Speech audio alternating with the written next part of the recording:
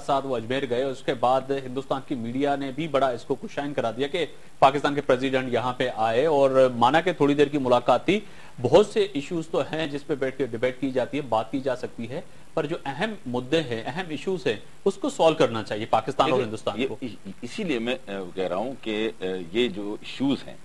वो इश्यूज भी तब हल होंगे जब मुज़ाकरात का अमल शुरू होगा।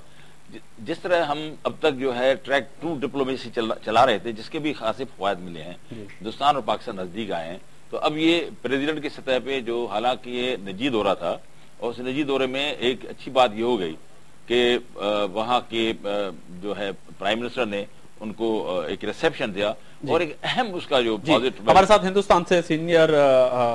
सहाफी और तजिया निगार हैं उदय भास्कर साहब, उनसे भी बात करते हैं। पर ताज बंगश साहब, बाद में आऊंगा। आप लाजमी इंसानी हुकूक के लिए काम भी करते हैं और आपसे भी हम जानने की कोशिश करेंगे, पर पहले हिंदुस्तान चलते हैं। दिल्ली से हमारे साथ हैं उदय भास्कर। उदय जी, सलाम अलैकुम। उदय जी, एक सवाल है आपसे पहले डॉक्टर खलील चिश्ती हमारे साथ टेलीफोन लाइन पे मौजूद थे और उनसे भी वही सवाल हो रहा था कि बहुत से इश्यूज हैं पाकिस्तान और हिंदुस्तान के दरमियान, और जीएन मुगल साहब हमारे साथ स्टूडियो में हैं, सीनियर सहाफी हैं पाकिस्तान के,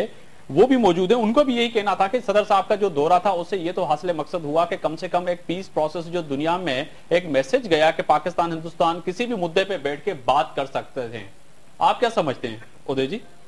हाँ साहब, मैं आपसे बिल्कुल सहमत हूँ। अभी पिछले हफ्ते 10 दिन में जरूर इस प्रकार का मैसेज या एक सिग्नल जैसे है पूरे हमारे रीजन में तो जरूर है, क्योंकि आज ही मैं दिल्ली से बाहर गया था विलायत एक कॉन्फ्रेंस के लिए जी, और लौट के आया हूं तो वहां से भी बात यही हो रही थी, जहां पे लोग थे, अमेरिका के लोग आए थे, कोई यूरोप के लोग आए थे, और सब इसी बात को दोहरा रहे थे कि जरदारी साहब के यहाँ आने के बाद इंडिया और पाकिस्तान और जो ट्रेड वाला मामला है कि ये सब काफी पॉजिटिव हैं। और आपने भी देखा होगा वहां पे कि चीन के अंदर भी इसके बारे में काफी एक पॉजिटिव तरह का इंटरप्रिटेशन है, अमेरिका की तरफ से भी। तो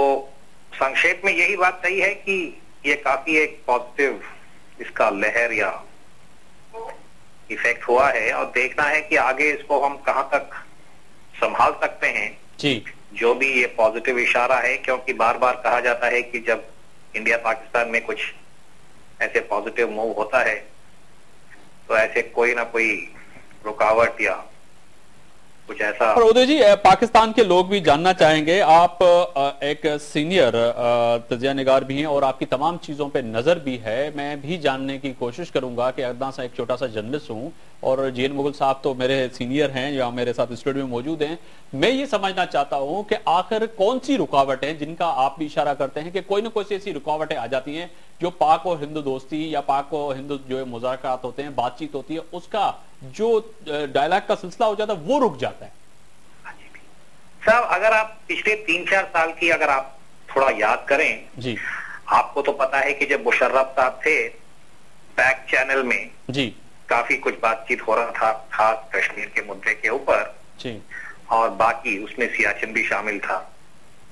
और मैं एनालिस्ट हूं तो जो जानकारी बाद में खुलासा होता है उसको हम समझने की कोशिश करते हैं जी, और यहाँ पे एक काफी स्ट्रॉन्ग फीलिंग है कि मुशर्रफ साहब के टाइम पे बैकरूम चैनल क्योंकि काफी प्रोग्रेस हो रहा था और ऐसे लग रहा था कि कुछ अग्रीमेंट हो जाएगा भारत पाकिस्तान के बीच में, खास कश्मीर और सियाचिन जैसे मुद्दों के ऊपर। तुरंत उसके बाद मुंबई का हादसा हुआ था जी, 2008 नवंबर जी, 26/11 हो गया बिल्कुल। और 26/11 के बाद आपकी शायद जरदारी साहब का जो यहाँ पे अजमेर यात्रा हुआ था, ये पहली बार है कि मैं यहाँ इंडिया में पहली बार देख रहा हूँ कि जो रिस्पांस है वो आमतौर पे पॉजिटिव है जी। 3 साल हमें लगे हैं ऑलमोस्ट, या 3.5 साल यहाँ तक पहुंचने के लिए। तो इंडिया के अंदर अगर आप मेरे से पूछ रहे हैं कि कौन सा ऐसा मुद्दा है जिसके ऊपर ध्यान रखना है जी, मैं यही कहूंगा कि हमारे यहाँ सबके मन में यही चिंता है कि काफी कुछ आगे हम बढ़ सकते हैं। जैसे मेरा ये पर्सनल ओपिनियन है कि अगर ये ट्रेड खुल जाता है जी, पंजाब के अंदर, बागा, राजस्थान और जहां तक हो सके कश्मीर में, ये ट्रेड और व्यापार का संख्या इतना जल्दी बढ़ सकता है और पिछले 2-3 दिन में जब से जरदारी साहब आके यहाँ से गए हैं और ट्रेड की बात हो रही है, जितने भी हमारे लोग जो पार्टीशन याद है, जो पंजाब में रहते थे जी, जो सिंध में रहते थे, सबके मन में यही एक प्रकार का मैं कहूंगा कि एक स्ट्रॉन्ग फीलिंग है जी कि हमको वापस अपने ट्रेड कमर्शियल लिंकेजेस वगैरह जितना जल्दी हो सके उनको वो बढ़ाना चाहिए। मुगल साहब, कोई उदय जी से आप कोई सवाल करना चाहें तो? नहीं, एक तो मैं वेलकम करता हूं उदय जी साहब से, और मेरा ख्याल है कि ये जो बात हो रही है वो इस पीस को, इस अमन का जो ये सिलसिला शुरू हुआ है उसको तकवीर देगी, और यहाँ पाकिस्तान में भी लोग जो है इसको अप्रिशिएट कर रहे हैं। और हिंदुस्तान में जो हमने वॉच किया कि हमारे इंडिया के प्राइम मिनिस्टर डॉक्टर मनमोहन साहब ने जो रिसेप्शन दिया सदर आसिफ जरदारी को, ये एक बहुत बड़ा गुडविल था। और उसमें इसको और लोगों ने इसको नोट किया कि इवन उसमें बीजेपी की लीडरशिप भी मौजूद थी, सिवाय इसके कि बाल ठाकरे ने कुछ थोड़ा सा ऐसा कोई रिव्यू किया था। अदरवाइज ऐसे महसूस हो रहा था कि जनरल यानी कि एक ओवरऑल इंडिया में इस चीज को जो है वो अप्रिशिएट किया। ताजबंगी साहब, आप एक सामाजिक वर्कर भी हैं और आप हर उस मुश्किल घड़ी में आपकी एम्बुलेंसेस, आपके तमाम जो आपकी तंजीमें काम करती है, और आज देखें कि एक डॉक्टर खलील चिश्ती से भी हम बात कर रहे थे, उनको सुप्रीम कोर्ट ने बिलाकर छोड़ा तो है, अभी वहां मौजूद है, उनके बच्चे भी यहाँ पे मौजूद हैं पाकिस्तान में, उसकी फैमिली इंतजार कर रही काफी बरसों से। आप क्या समझते हैं कि ये हिंदुस्तान का और प्रेसिडेंट साहब का जो विजिट था उसको कैसे देखते हैं आप? प्रेसिडेंट पाकिस्तान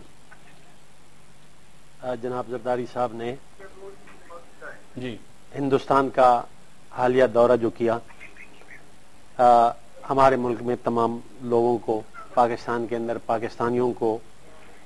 ये उम्मीद है और लोगों की ख्वाहिश भी है कि अमन जो है, अमन एक ऐसा लफ्ज है और एक ऐसा अमल इसके ऊपर होना चाहिए कि जो मंजिल है वो हासिल हो। इससे पहले